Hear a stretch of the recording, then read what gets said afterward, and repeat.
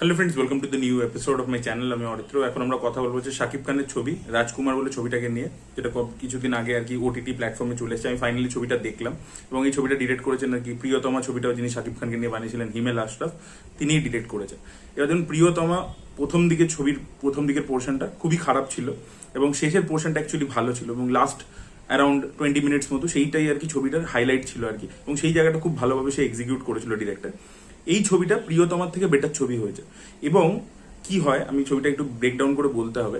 এই ডিরেক্টর যে জিনিসগুলো নিজের লাইফে এক্সপিরিয়েন্স করেছেন না, সেগুলো যখন উনি তুলে ধরছেন পর্দায়, সেটা উনি খুব ভালো করে তুলতে পারেন এবং উনি ইমোশনাল হ্যান্ডলিং, মানে ইমোশনকে হ্যান্ডেল করা, এটা উনি খুব ভালো করতে পারেন।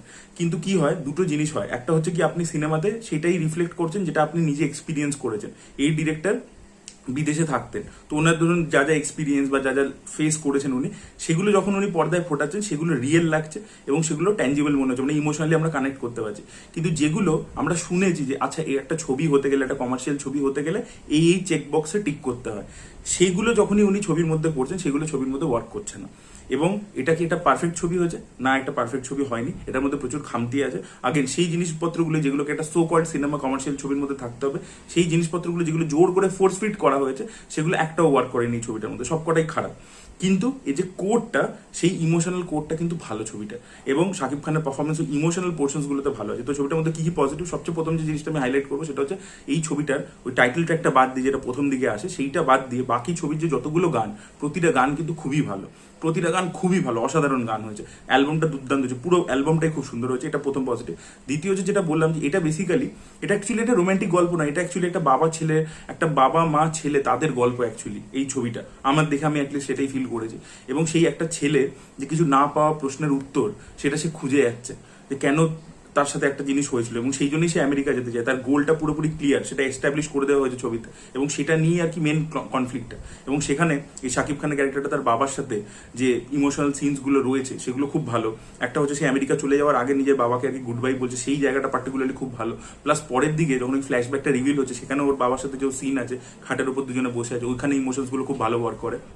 এবং স্পেশালি লাস্ট যে দৃশ্যটা, সেখানকার যে স্টেজিংটা, সেটাও খুব ভালো। ফ্ল্যাশব্যাকের পোর্শনটা আমার একটু বোকা বোকা লেগেছে, কারণটা যেটা, সেটা আমার অতটা কনভিন্সিং মনে হয়নি, বাট সেটাকে ডিরেক্টর স্টেজ করেছেন খুব ভালোভাবে। মানে যখন একটা ক্যারেক্টারকে একটা খুব ইম্পর্টেন্ট জিনিস বলছে আর কি, তখন যেভাবে বৃষ্টি এনে বিদ্যুৎ চমকিয়ে যেভাবে পুরো সিনটাকে স্টেজ করেছে, সেটা কিন্তু খুব ভালো ছিল। তো এই যে পোর্শনটা, এই যে বাবা মা ছেলের যে গল্পটা, সেই গল্পটা যে ইমোশনটা, সেটা কিন্তু ডিরেক্টর খুব সুন্দর করে ধরেছে। আর দ্বিতীয় হচ্ছে কি, যে বিদেশে গিয়ে একটা লোক যখন নিজের দেশ থেকে দূরে চলে যায়, তখন সে নিজের দেশকে প্রচন্ড মিস করতে শুরু করে। সেই একটা অ্যাসপেক্টও কিন্তু এই গল্পের মধ্যে একটা ক্যারেক্টারকে দিয়ে ফুটিয়েছে। সেটাকে প্রথমে একটা কমিক রিলিফের মতো করে রাখা হয়েছে, যে শাকিব খানের সাথে তার কন্টিনিউয়াস ব্যান্টার হচ্ছে, এবং একটা টাইমের পরে আমরা দেখতে পাচ্ছি যে সে তার একটা অ্যাঙ্গেল উঠে আসছে। সেই জিনিসপত্রগুলো, সেই যে অ্যাঙ্গেলটা রয়েছে, যে তাকে দেশে মানে ফিরিয়ে আনার, মানে শাকিব খানকে সে একটা রেসপন্সিবিলিটি দিয়ে যায় আর কি, সেগুলো কি আমি বলছি না, সেই অ্যাঙ্গেলটাও কিন্তু খুব ভালো। সেটা একটা খুব ইউনিভার্সাল ইমোশন, যেটা আমাদের ইন্ডিয়ান ছবিতেও আর কি আমরা বহুবার দেখেছি, যে যে লোক বাইরে থাকছে সে ফিরতে চাইছে। ডাঙ্কি ছবিতে সবচেয়ে রিসেন্টলি আমরা দেখেছিলাম যে লোকে বাড়ি ফিরতে চাইছে, সেই ব্যাপারটা কিন্তু, সেই ইমোশনটাকেও কিন্তু ডিরেক্টর ধরেছেন খুব ভালো করে। শাকিব খানের ক্যারেক্টারটা একটা পয়েন্টে ওখানে আর কি আমেরিকার মধ্যে কাজকর্ম করতে শুরু করে এবং অপেক্ষা করে আর কি ইনফরমেশনের জন্য, যে ও যে কারণের জন্য এসছে আমেরিকাতে, সেই পারপাসটার জন্য ওয়েট করতে শুরু করে। তো সেই জায়গাটাতে যে জিনিসপত্রগুলো আমরা দেখতে পেয়েছি, সেগুলো কিন্তু রিয়েলিতে হয়ে থাকে। প্রচুর লোকে যায়, তো মানে আমাদের এশিয়ান লোকেরা যায় ওখানে আমেরিকাতে, এবং সেখানে তারা কি কি স্ট্রাগল ফেস করে, সেই জিনিসপত্রগুলো যেগুলো দেখিয়েছে, সেটাও কিন্তু ভালো ছিল। তো এইগুলো কিন্তু ভালো দিক। এবার ছবিটার মধ্যে খারাপ দিক কি কি আছে? প্রথমে ওই যে বললাম, যে যেগুলো আর কি আমাদেরকে বলা হয়েছে যে কমার্শিয়াল ছবি মানে এগুলো থাকতে হবে, এবার তার মানে কি কমেডি থাকতে হবে। কমেডি, বিশ্বাস করুন, প্রথম যখন ছবিটা শুরু হচ্ছে, একটা গ্রামের ব্যাকড্রপে আর কি শুরু হচ্ছে, সেখানে একটা সাপ নিয়ে দৃশ্য আছে, মানে শাকিব খানের যে এন্ট্রিটা দেওয়ানোর জন্য একটা সিন ডিজাইন করা হয়েছে, জঘন্য। আমি ভাবছিলাম যে ভাই, এটা কি বাজে সিন। এবং শাকিব খানের লুকটাও খুব বাজে হয়েছে। অ্যাকচুয়ালি এই তুফান ছবিটাতে শান্ত বলে যে ক্যারেক্টারটা শাকিব খান প্লে করেছে না, ওর যে লুকটা ছিল, ওরকম একটা লুক অ্যাকচুয়ালি ডিমান্ড করছিল, তাহলে আমার মনে হয় বেটার মানাতো। এখানে এই যে হেয়ার স্টাইলটা আর যেভাবে মেকআপটা করা হয়েছে বা লুকটা সেট করা হয়েছে, শাকিব খানের না বয়সটা ফুটে আসছে। এটা অ্যাকচুয়ালি ক্যারেক্টারটাকে দেখাচ্ছে হচ্ছে এজটা কম, কিন্তু ছবিতে এমনভাবে তার মেকআপটা করা হয়েছে, লুকটা এমনভাবে সেট করা হয়েছে, সেটা বাজে লাগছে, সেটা ভালো লাগেনি। শান্তর মতো যদি লুকটা দিত, তাহলে মনে হয় আমার বেটার হতো, এটা আমার মনে হচ্ছে। আচ্ছা, প্রথম দিকে ওই যে কমেডি, গ্রামের পোর্শনে ইত্যাদি, গানের সিন একটাও জমছে না। তারপরে যেভাবে আমেরিকা যাওয়ার চেষ্টা করছে, সেখানেও যে কমেডিগুলো রাখা হয়েছে, একটাও জমেনি। খালি আমার একটা সিনে হাসি পেয়েছে, যেখানে ওই যে ওকে আর কি হেল্প করেছে আমেরিকা আসতে, একজন লোক, সে ওকে বলছে যে এখানে কুকুর, মানে পেটদেরকে নিয়ে তাদের পিছনে ছুটতে হয়, তাদেরকে পটি করিয়ে দিতে হয় এবং তাদেরকে ডিপ্রেশন আছে, ডিপ্রেশনের ওষুধ খাওয়াতে হয়। ওই যে কুকুরের ডিপ্রেশন, ওই পার্টিকুলার একটা সিনেমা খালি হেসেছি, বাকি জায়গায় কমেডিটা খুবই লাউড, ওভার দ্য টপ, এবং আমার একেবারে হাসি পায়নি। এটা কিন্তু ওই যে কেন আমি বললাম যে এটা একটা রোম্যান্টিক ছবিও নয়, কারণ এখানে যে রোম্যান্স পোর্শনটা আছে সেটাও কিন্তু ভালোভাবে ওয়ার্ক করে না, কারণ সেটাকে ভালো করে এস্টাবলিশ করেনি। এই যে শাকিব খানের ক্যারেক্টারটা কি করে এই মেয়েটার প্রেমে পড়লো, সেই ব্যাপারগুলো কিন্তু খুব হারিড ওয়েতে করেছে, বা অন্যদিকে মেয়েটাও যে কিভাবে ওর প্রেমে পড়লো সেটাও একটা খুব হারিড ওয়েতে করেছে। এবং একটা টাইমের পরে আপনি দেখবেন যে এই প্রেমটা অ্যাকচুয়ালি ওই ক্যারেক্টারটা যে জার্নিটা আছে সেখানে কিছুভাবে অ্যাড করছে না, কিছু ওগুলো দিতে হয় বলে দিয়েছে। যে একটা মোমেন্টে আপনি দেখতে পেলেন যে ও মেয়েটাকে বলছে, মেয়েটাকে পছন্দ করছে না, তারপরে একটা অ্যাকশন দৃশ্য হলো, ঠিক আছে, এবং সেই অ্যাকশন দৃশ্যটা স্টেজিংও ভালো না, একটা নাইট ক্লাবের মধ্যে হয়েছে, সেটা খুব ভালোভাবে এক্সিকিউট হয়নি। তারপরে একটা সিনে আমরা দেখতে পাচ্ছি যে মেয়েটা ওর প্রেমে পড়ে যাচ্ছে, গান হচ্ছে, প্রেমে পড়ে যাচ্ছে, মানে এরকম ভাবে আর কি খুব হারিড ওয়েতে করে দেওয়া হচ্ছে। আরো মোমেন্টস দরকার ছিল, ধীরে ধীরে প্রেমটা হতো মানে এস্টাবলিশ হওয়ার দরকার ছিল।